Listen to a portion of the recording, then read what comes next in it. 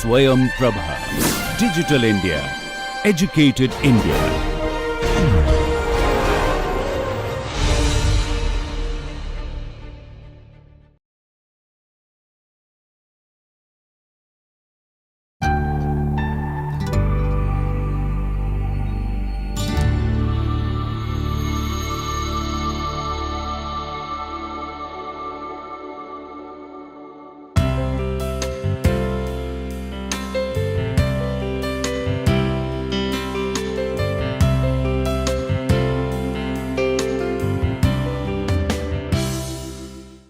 Good morning and welcome to the course Introduction to Interaction Design. So, in the last session we saw a case study of one of my students and we saw how she used a double diamond approach to identify the problem where the task given was to design a website for tourism of Uttarakhand state. So, we saw how the process of problem identification and then different aspects of the user interface like the icons, logos, how that developed to come up together to form the final output. So, today we will be looking at the visual interface design and so when we see art or visual interface design or any other design discipline which deals with design like industrial design, interaction design. So, we can see that there are some commonalities. We can see that some theories and some frameworks may be quite similar. So, art as we know is has been evolving over the past many decades, many centuries. The first incidences were of the cave paintings. So, we know that how ancient the whole practice of expressing oneself was in the form of art, and whereas computers and the interface is relatively very new concept. So, although for an untrained eye the art that we see may not make sense at times, but there is a certain structure, there is a certain hierarchy and certain use of elements that goes into it. There are certain principles that make it an interesting piece of art for us to observe. So, whether it is Da Vinci's work or Dali or Van Gogh, so we will see that there is a system in the way they have put the elements together, the way the colors have been selected. So, it is not like any element has just been placed in any random place, but there is an organized way in which the art has been created so that it can communicate the meaning and we can as viewers enjoy the art and identify or perceive it the way we may, because everybody may perceive them differently. But the difference between art and visual design broadly is that the artist is sort of reflecting his observation or feelings. So, it can tend to be a little bit more subjective, but whereas when it comes to the designer or designer who is creating say a visual interface or any kind of interaction between the viewer and the system, so then they are not designing for themselves. So, it is not one's own subjective preferences or priorities really don't have any importance there. So, they are designing for people because the expectation is that a large number of people will be using this particular interface.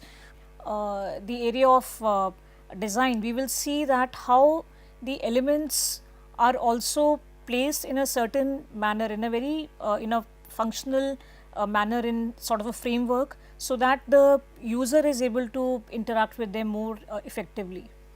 So, when it comes to aesthetics and usability, so there is always sort of a debate that what is more important, whether something should be more aesthetic or more usable. So, both these terms go hand in hand in the sense that any interface which is very aesthetically pleasing, but it does not offer the ease of use or a good user experience to the user, then of course the user will move forward maybe to another such application. The opposite is also true, where the application website may be very functional, may be very usable, very user friendly, but aesthetics may not be very inviting, or they may not be very appealing. So in that case also the user may prefer another app. So it is important for the designer to consider both of these together and come up with a design that fulfills the efficiency and the also the structural aspect of it is taken care of. So just like we have our syntax of language, where we have a structure to a sentence, to a paragraph, to a book. So similarly, when we are creating any user interface, at that time also we have to follow certain language, some design language we have to follow. Just like I mentioned earlier, that how from the area of art we have also, we can say, borrowed some of the concepts and theories, so which sort of help one to align the requirements in a very systematic manner. So in the area of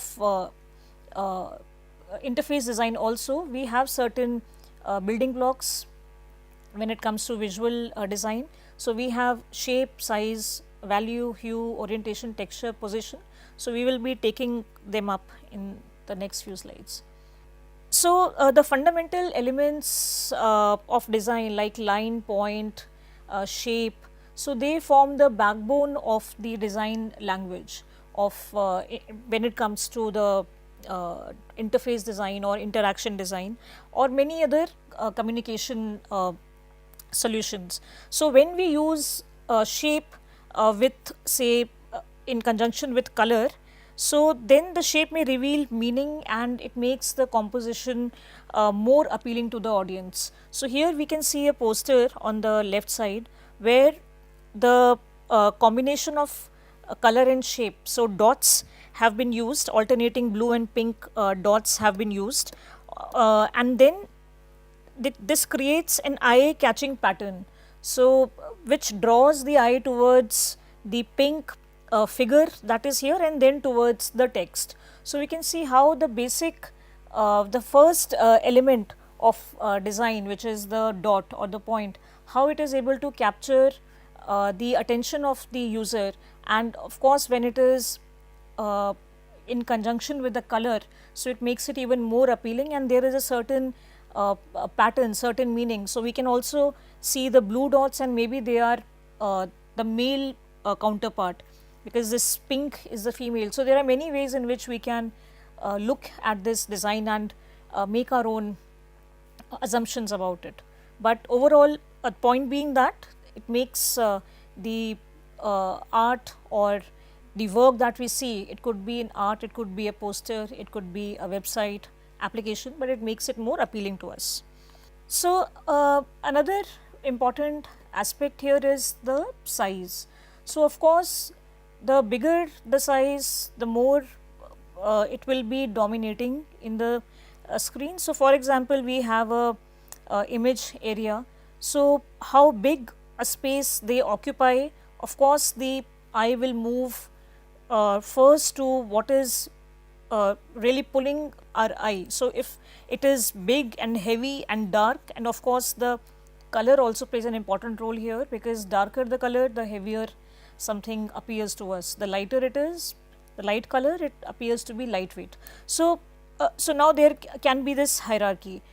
And another place where this size helps mainly is in drawing the eye, and also it dominates the area where it has been placed.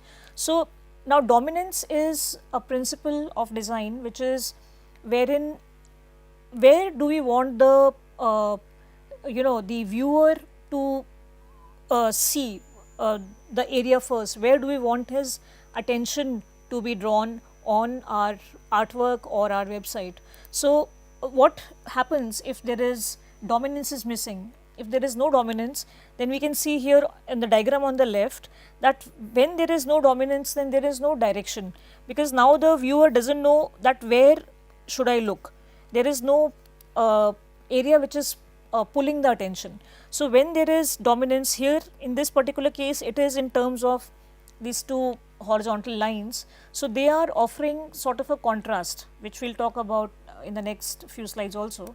So now this is aiding the viewer in glancing at this area, because there is something, some strong association he is seeing between these two lines rather than the vertical lines. Similarly, when we have a different shape or size, so here on the left we can see that all these sizes are almost similar. So there is nothing which is standing out. But on the right, the minute we add a larger object, then the eye focuses there and then moves around the rest of the space. And lastly, that when even if we are using one dominant shape, but repetitive use of it also is not a very good way of representing, because if there are too many of the big large shape, then again the user will be confused that where is it I am supposed to look. So there will not be anything to catch hold of their attention. So in that case, alternating the size or shape can be an essential tool in making sure that whatever we want to represent, it is represented, but we have a certain flow induced in our work. So value is a very important aspect when it comes to interaction design, in terms of how the user is interacting with the screen or the interface in front of them. So it is known as the lightness or the brightness. So we can see here that generally we see that there will be a background and a foreground.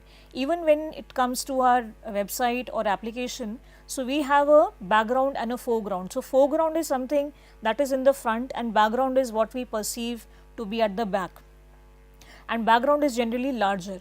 So if the foreground image, for example, is light in color and we have a light background, so the visibility will be very poor. Just like, you know, when something is very dark, there is a dark background and dark object on it, so it's very difficult to make out the details. So it is important that there is a certain level of contrast that we bring about in the elements that is on our interface in front of us. So now this work here is by Albers. It's Albers Color Studies.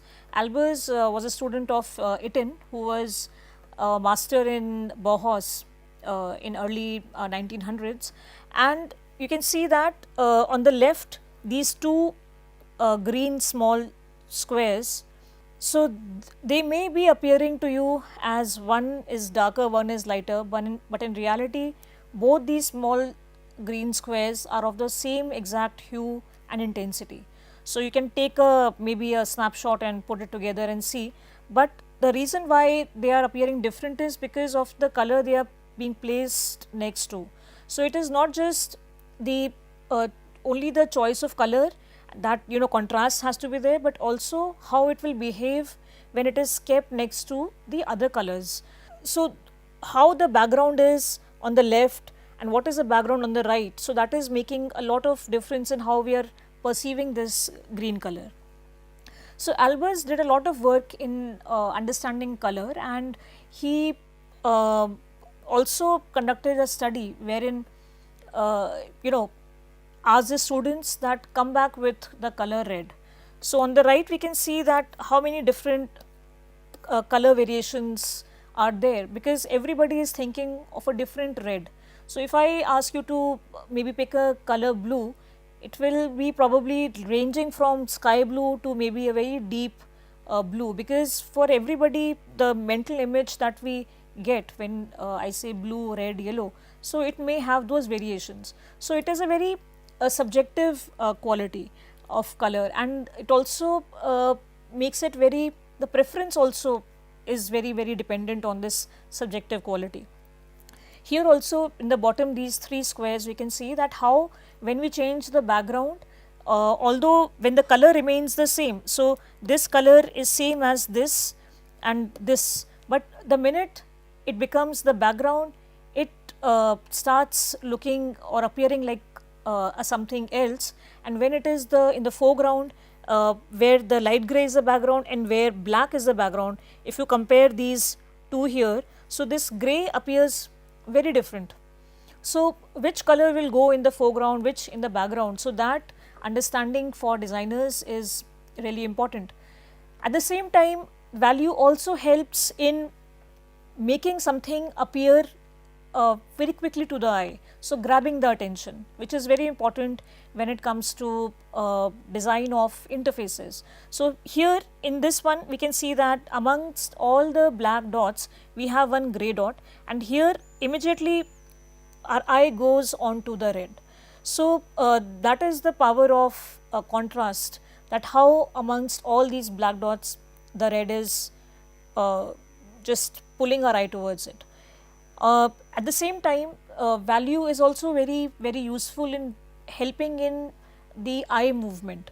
So we can see on the right that these dots, which now are gray, dark gray, black, they have various tones. So we can see how they appear to be maybe flickering, just like when on Diwali we put those Diwali lights, string lights, and they don't move, but they are turning on off, and then they give the feeling or appearance that they are sort of forming a pattern, they are lighting up in a pattern.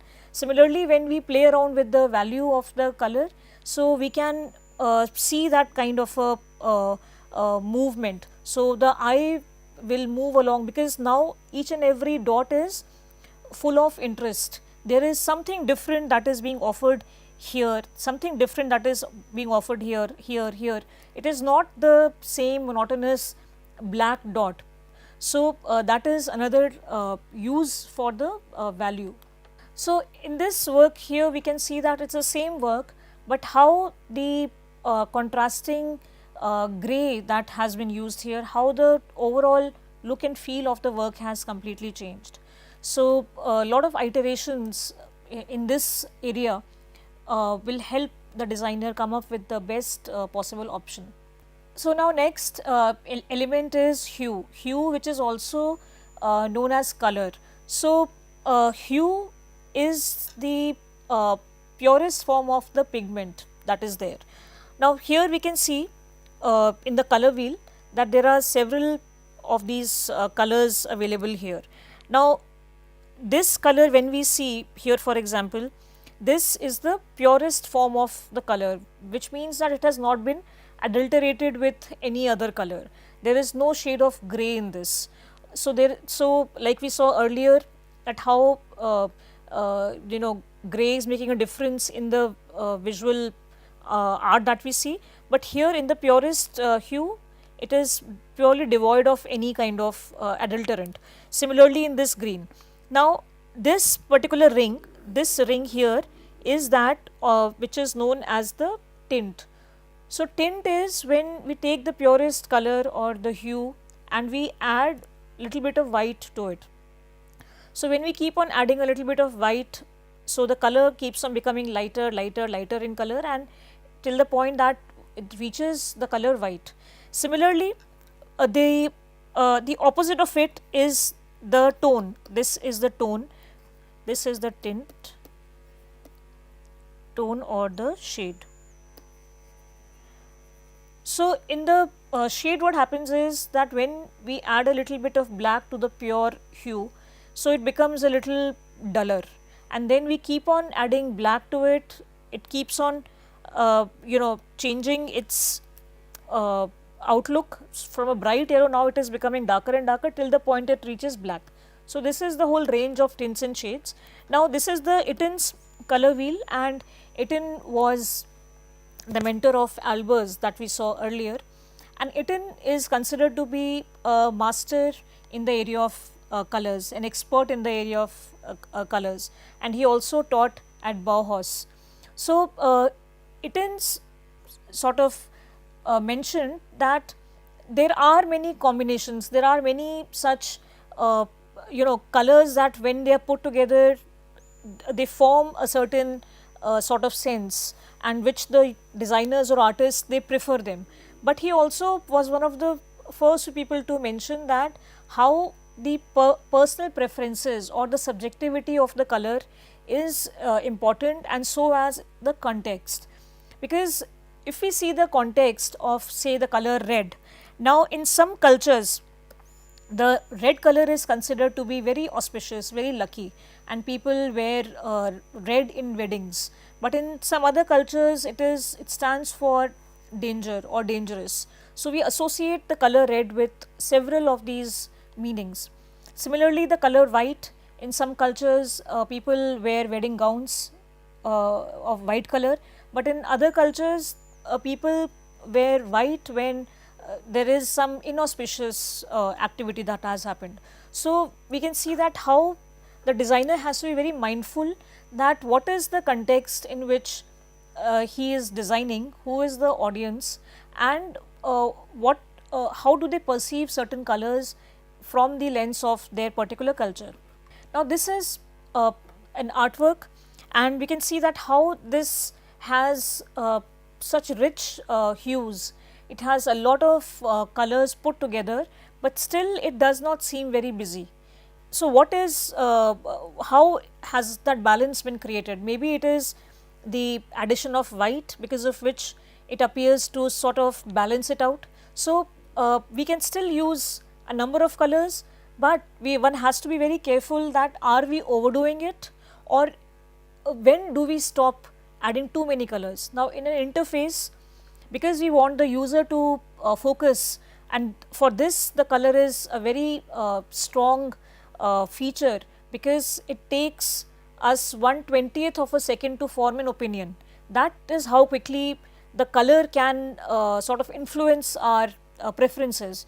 So for the designer to use it in order to grab their attention, so they have to know that which color and how much. If we use too much, if we use too many colors, so again the purpose may get defeated. So that understanding that balance is really important when it comes to the use of colors in the interfaces.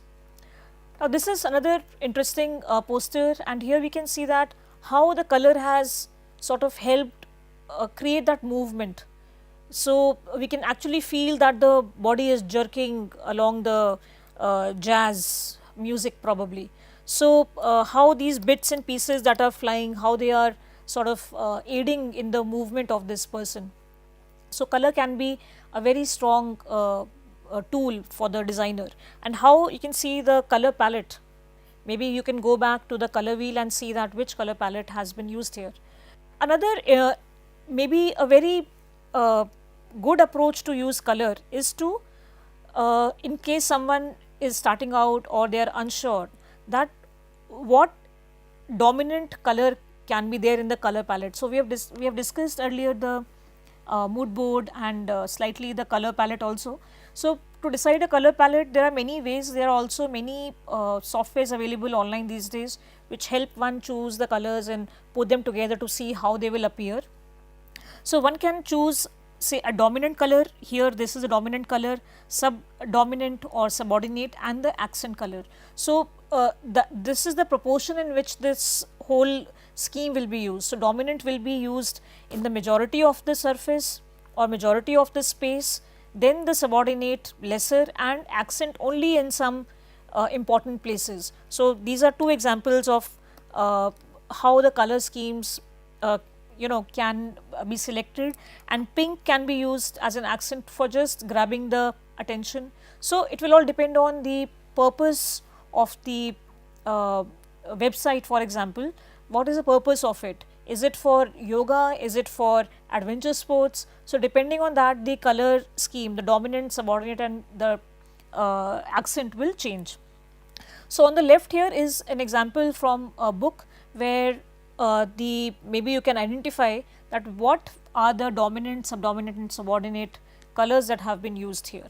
So we can see that orange is the dominant color. We can see it here in the text, we can see it here in this large equation, and then we have yellow, and then we have the black. So, how the and white, and how the designer has judiciously used these colors, and they are not overpowering, and they are just just helping in catch the attention. So, for example, this yellow squares, so they are not in the text, but they are framing the image in such a way that the viewer is looking at the image. So, they are catching the detail of the photo, which is here black and white, but still the yellow squares help us focus on the image. So, maybe we can also try to maybe you all can try to find out that what is the dominant, subdominant and the accent color in this particular image. So, the orientation is basically how are we orienting our say even our interface or the elements of the interface. Now, one of the initial elements of design when we begin is the image area or the picture plane.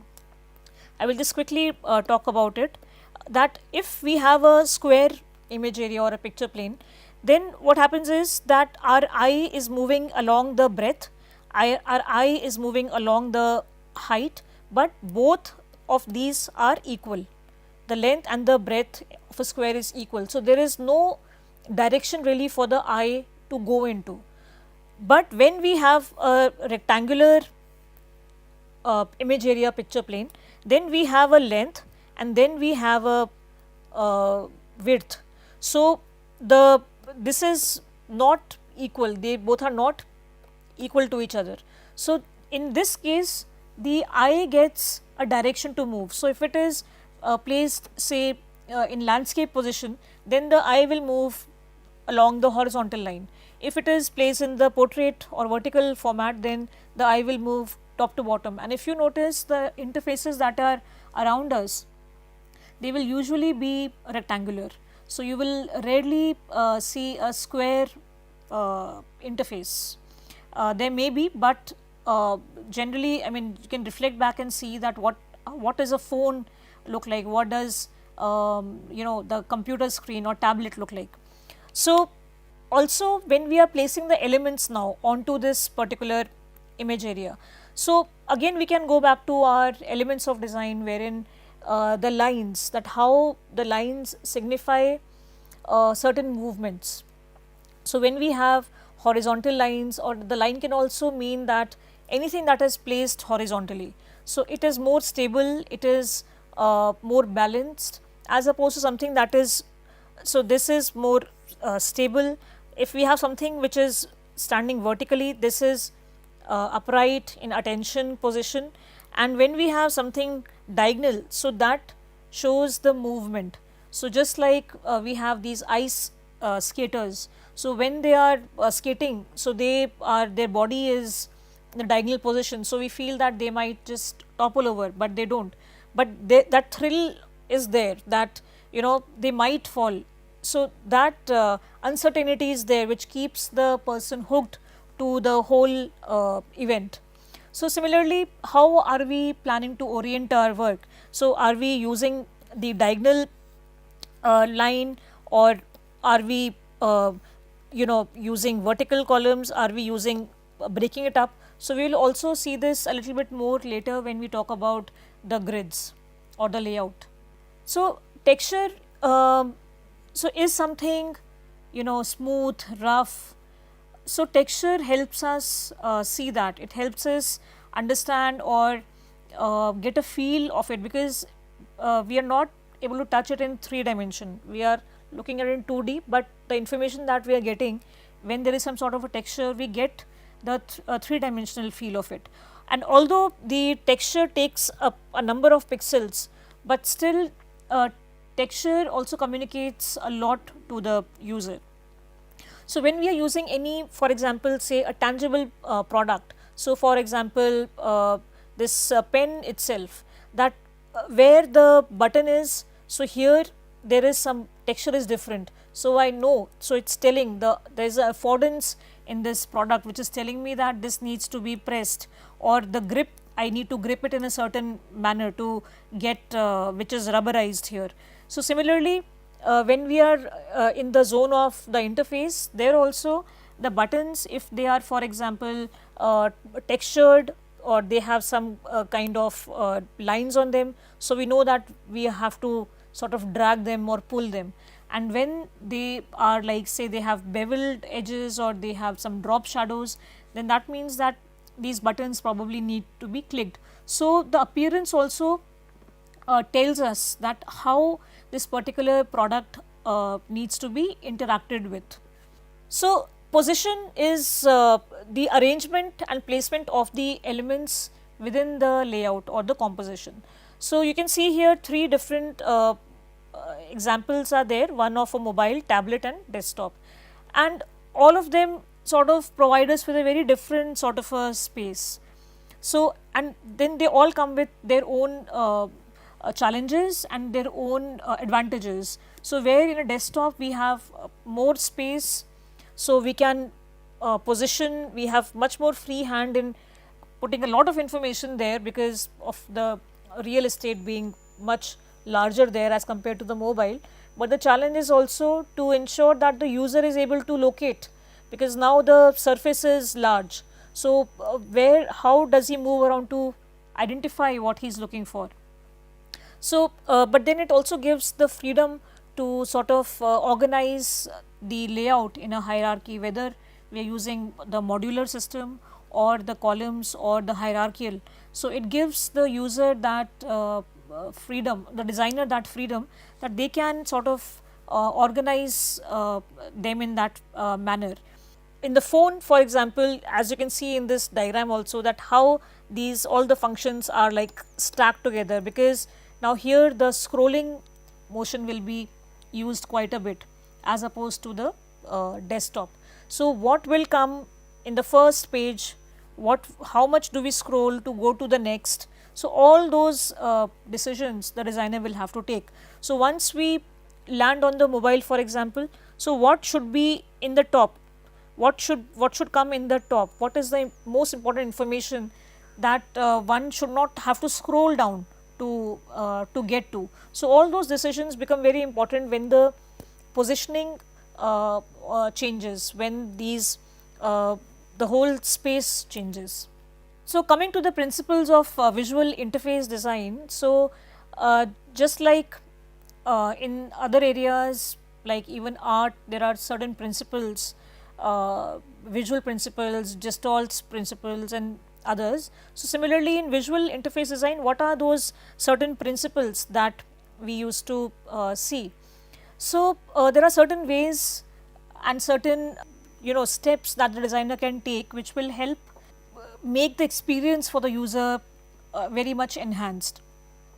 So some techniques are that hierarchy is important, that how are we putting or grouping the elements together so that there is a clear hierarchy, because it is then easier for the user to spot what it is they want to interact with first. Then the other is that how to give the structure and flow. So just like in a story there is a certain flow, that Ram went to the jungle, then Sita got kidnapped. So when that has a flow, so similarly in the interaction also there has to be a flow. If I am attempting something and then there is a break in it and then it is somewhere else, so that is going to give me a very poor experience, because I will be left confused that what happened, why, how, where is this, how do I search for it? So and since we are focusing on the experience and also the efficiency, so it becomes very important that we follow the structure very well. Then also the imagery, if you are using any type of images, you are using any type of illustrations or any type of, even I would say buttons and icons and color, so they have to have a consistency. They cannot, we cannot have one thing on one page and something else on the other page, so that that connectivity has to be maintained.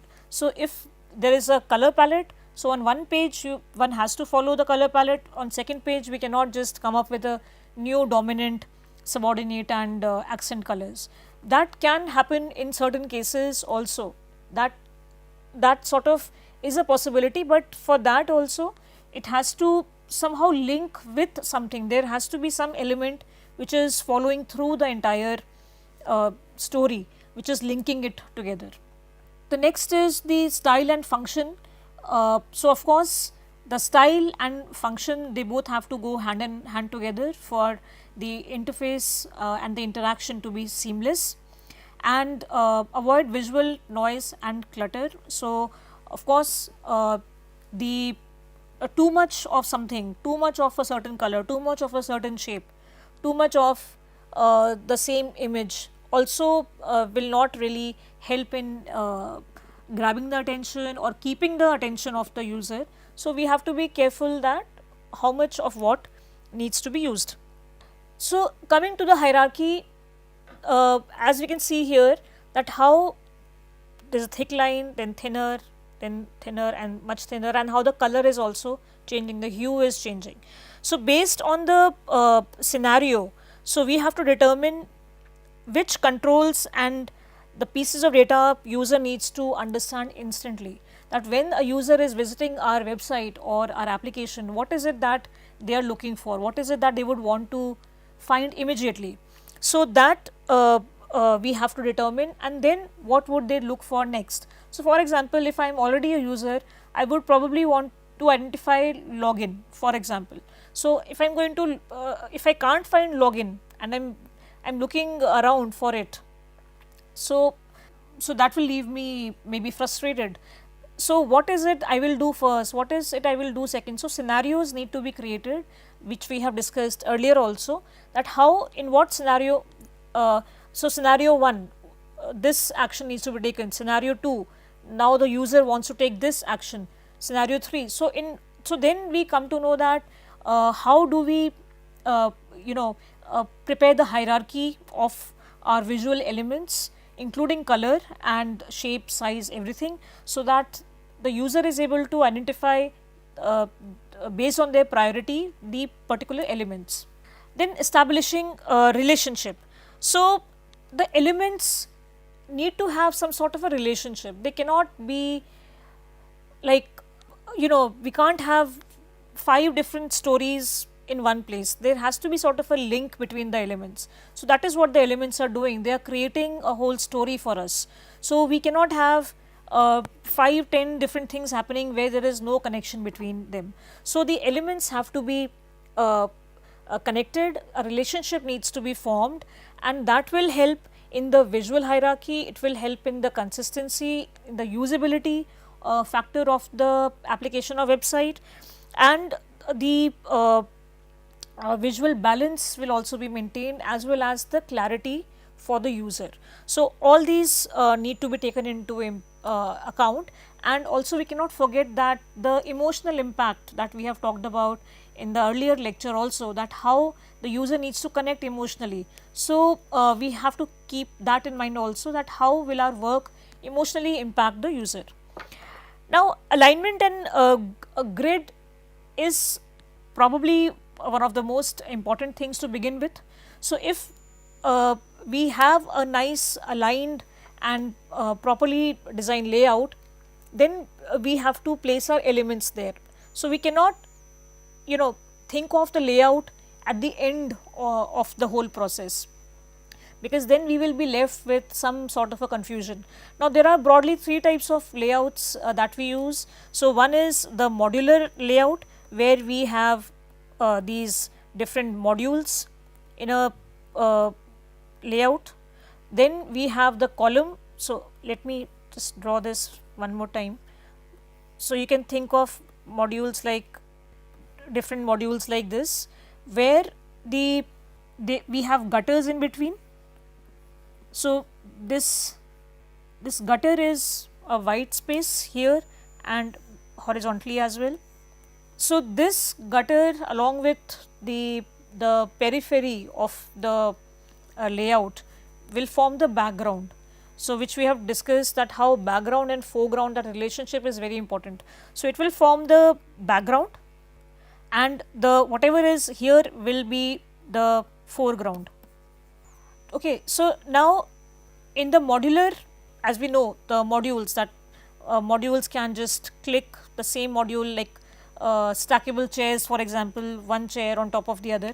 Similarly, in these modules, we can take these individual modules and put some information here, or we can also combine these modules. So we can take two of them together, or we can take three of them vertically, but this needs to be sort of thought out before, and we cannot like change this when we go to the next page. So because the viewer will expect something, like for example, if I have kept, say I have kept my button here, some important button is here, so the user will expect that when they scroll down, they will find another important meaningful button in the same place. So if it is not there, then they will be left confused. So we have to ensure that this grid that we are using, this layout we are using, is sort of consistent.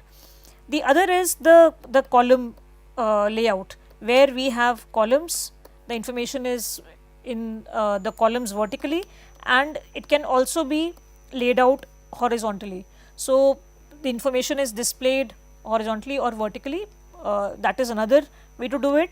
And the third is the hierarchical, where we sort of make a hierarchy of elements of the spaces, and that the more important information will come here, then we will have some image here, maybe some larger image here, some text here, some more text here. So depending on our what we are designing for, so the layout can be chosen, but it should be considered that we should not mix too many layouts, because that is just going to break the readability of our work. So from one to the other, when the grids change, the user will be left confused. Now symmetrical and asymmetrical balance. So like for example, if you have seen the Taj Mahal, so Taj Mahal is a symmetrical structure. So you see it from the entrance, we can draw a line through the middle of it, both the parts will be same. There are many other such symmetrical structures, buildings, even in paintings we see some sort of symmetry at times. So and layout also, like here on the left we can see that this is a symmetrical layout.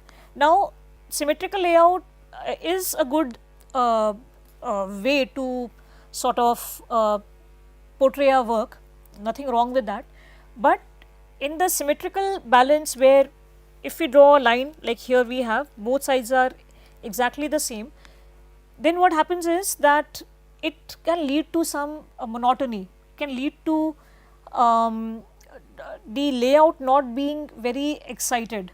So there is no dominant element that is pulling our attention. But when we have an asymmetrical balance, which means that it still needs to be balanced somewhat, it cannot, whether it is with the shape, with color, with text, with any other element, but it is balanced. So here we can see that how they are balancing each other diagonally, and there may be some text here maybe. So now in this particular case, it is not something which is very expected, it is not something that is that somebody will predict, not predictable. So something that will give us a little bit of an excitement, suddenly something comes here, or but we have to keep a fine balance between that also, because earlier slide we saw that how layout is important and how we cannot keep on changing the layout. But in the same layout, the image can keep on shifting the place. We can take, for example, 4 of those modules, place an image there, but on the other, when we scroll down, we can use the other 4 modules, for example. So it is up to the designer how they want to treat it, but the asymmetrical balance makes the work just a little bit more exciting to see, because it becomes less predictable. So here we can see 2 examples, 2 websites. So on the left we can see how the information is symmetrically placed. If we draw a line, we will cut across equally both sides. So it is probably it is for some very calm activity. On the right we can see a yoga studio, but it appears to be a very dynamic yoga studio, because the image that is here, and I discussed the skaters earlier, that how this body is in a position where it may topple over.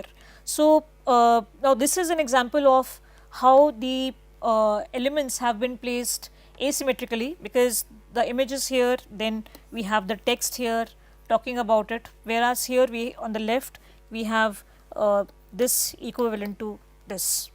Now all through our the website, whether it is website or whatever interaction it is, so one has to think that how is the user going to approach our work, how are they going to read our work, how are they going to move around in our work. Like I said earlier, that the Sita cannot be kidnapped before the Ram even goes to the forest. So we cannot make the user find something at the bottom and then come up and continue working. So what is the logical sequence? How will the information be displayed? What kind of steps the user will need to take, and how will he move about these steps? So all of this needs to be considered. So now this is a study which was done by the Norman group, and one technique which is used by a lot of web developers is of eye tracking, that how is the user actually looking at their website. So it gives us very valuable insights that what is the way in which the human eye starts looking at the text, or starts reading or takes the information of the website in. So it is also dependent on the culture, because in some cultures, in some areas of the world, we read left to right, but in some areas people read right to left. So who are we designing for also needs to be considered. If we are making a laptop and or any sort of a document, Word software for example, but the one is forced to write left to right, then people who write right to left, then for them it becomes unusable. Anyway, so eye tracking was used here, and so what it showed was, you can see that when humans are reading any text, document or website, so they read in an F pattern. So what that means is that they will start from the left, they will go towards the right, then they will come back here, and then they will scan, and then they will follow like that. So you can see a little F forming here, and similarly here also. So we can see the F forming here. So that is how the humans read. So eye tracking actually has been used, it's a very useful tool, like even in during the time when Japan was in war with USA. So at that time also, because lot of men were being killed by the gunshot to the head, so what they did was that they designed their uniform in such a way that the flag of the Japan, which is the red dot, it was on their chest area. So now in the middle of the jungle, when everything is green and they are wearing a uniform or their army uniform with red on their chest, so the enemy will immediately grab the red color and they will shoot. So the person will get wounded, the soldier will get wounded, but he will not die, because the chest has been hit, so it can still be treated. But if the bullet goes to the head, so the survival chances are almost next to zero. So that is how we have evolved, and we have tried to understand that what and how the user or the viewer perceives things, or what catches their attention, and how can we grab their attention, how can from instead of this, how can we make them see this. So the same information can be applied here with the help of eye tracking and others some systems, we can efficiently see that if this is the pattern the user is using to read, then maybe we should place this important information in this segment and the secondary information here and tertiary information in the place where they will look next. So, with this we will stop here today, and in the next lecture we will talk about some elements of user interface. So, I will see you in the next session. Thanks.